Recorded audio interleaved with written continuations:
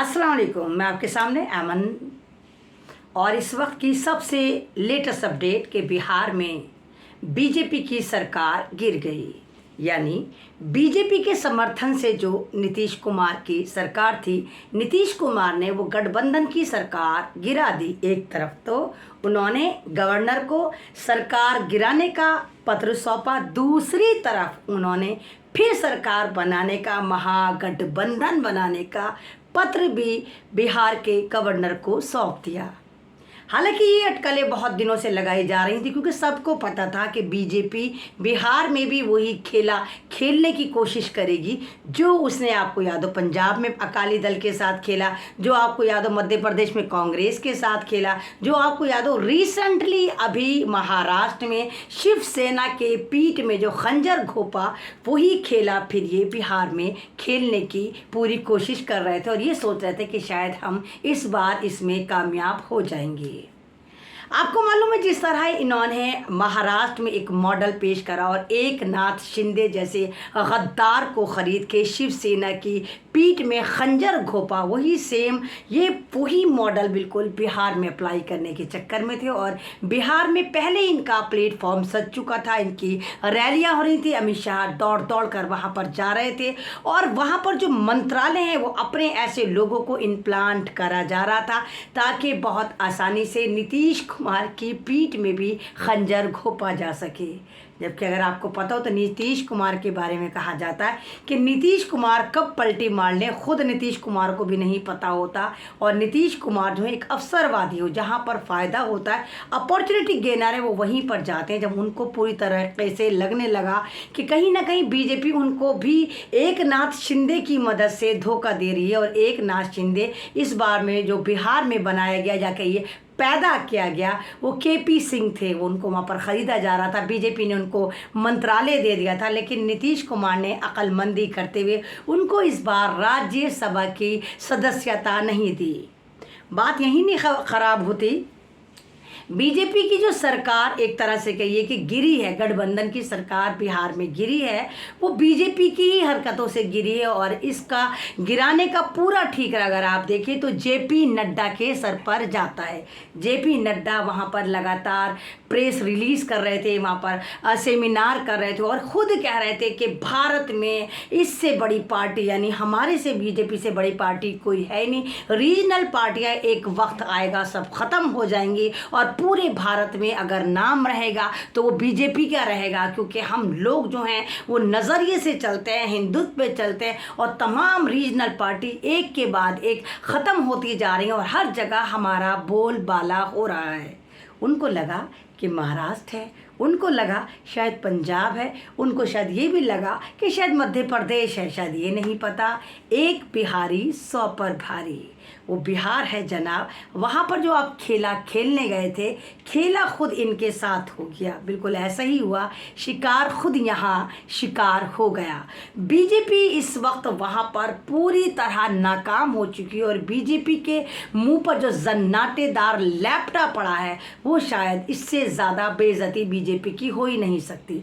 जाहिर सी बात है, आप एक तजर्बा एक ही बार कर सकते हैं। आपने पंजाब में कर डाला, मध्य प्रदेश में कर डाला, आपने महाराष्ट्र में कर डाला, आपको क्या लगता था कि आप बिहार में भी वही खेला खेल लेंगे।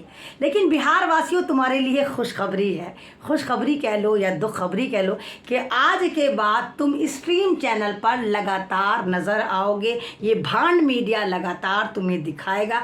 जो भांड मीडिया कहना भूल गया था कि बिहार में जंगल राज चलता है, आतंकवाद राज चलता है, आज के बाद स्ट्रीम चैनल पर हर तीसरी या चौथी न्यूज़ तुम्हारी सर्कुलेट करी जाएगी। क्योंकि वहाँ पर वॉशिंग पाउडर निरमा बीजेपी बिकना बंद हो गया है। बीजेपी की जो वहाँ पर मशीन थी जो पापों को धोकर पवित्र कर देती, वो मशीन वहाँ से सरकार से हट चुकी है। तो इसलिए अब हर न्यूज़ तुम्हारे ऊपर चलाई जाएगी कि देखो बिहार में ऐसा हो गया, देखो बिहार में रेप हो गया, देखो बिहार में मॉब लिंचिंग हो गई। जबकि लगातार जब से नीतीश कुमार के साथ भाजपा की सरकार आई है, ऐसी न्यूज़ आती रही है, लेकिन मीडिया उनको दबाता रहा है। तो अब stream media back to back active हो जाएगा और एक चीज़ और एक्टिव होगी, अलादीन का जिन। जाहिर सी बात है आपको समझ में आ गया होगा कि अलादीन का जिन मैंने किसको बोला, यानी ईडी फिर एक्टिव हो जाएगी। और ईडी वही ईडी जिसने पंजाब की सरकार गिराने में अहम रोल अदा करा, वही ईडी जिसने मध्य प्रदेश की सरकार गिराने में अहम रोल अदा करा, वही ईडी जिसने महाराष्ट्र की सरकार गिराने में अहम रोल अदा करा, अब वो बिहार में भी एक्टिव हो जाएगी।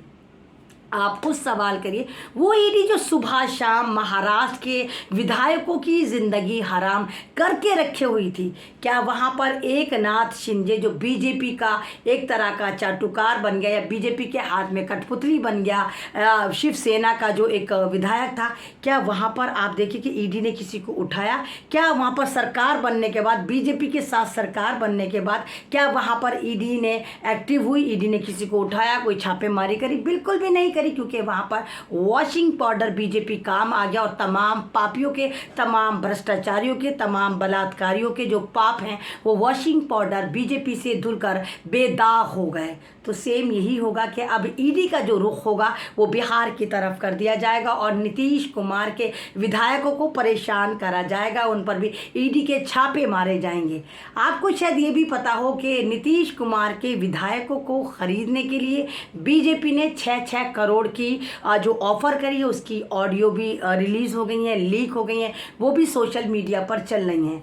मुझे तो ऐसा लगता है कि अब पुलिस का काम ख़त्म हो गया है, पुलिस बिल्कुल एक तरह से लाचार हो गई है, सरकार के हाथों एक कठपुतली बन गई है। अब जो काम चल रहा है वो सोशल मीडिया का चल रहा है, यानी सोशल मीडिया पर कोई भी वायरल क्लिप होती है वही उससे ही लोग एक्शन में आते हैं, उससे ही पुलिस एक्शन में आती है, उससे ही सरकारें एक्शन में आती है। तो तमाम जो पुलिस का काम था इस वक्त सोशल मीडिया की वायरल क्लिप कर रही हैं और लगातार ऐसी न्यूज़ आ ही रही थी कि बिहार में कोई बहुत बड़ा खेला होने वाला और नीतीश कुमार इतनी आसानी से अपनी सत्ता परिवर्तन नहीं करवाएंगे। आपको पता होगा बिहार में अगर आप पहले जाते हैं तो बिहार में लगातार वहाँ का जो शासन रहा है वो या तो लालू यादव के हाथ में रहा है, अब जो लालू के बेटे आ गए तेजस्वी, जिनका एक बहुत बड़ा क्रेज़ है और बिहार में तेजस्वी का जो बहुत बड़ा क्रेज़ चल रहा है और पूरा यंगस्टर उनके पीछे पागल हो रहा है। और नीतीश कुमार ने इस वक्त जो महागठबंधन का ऐलान करा है,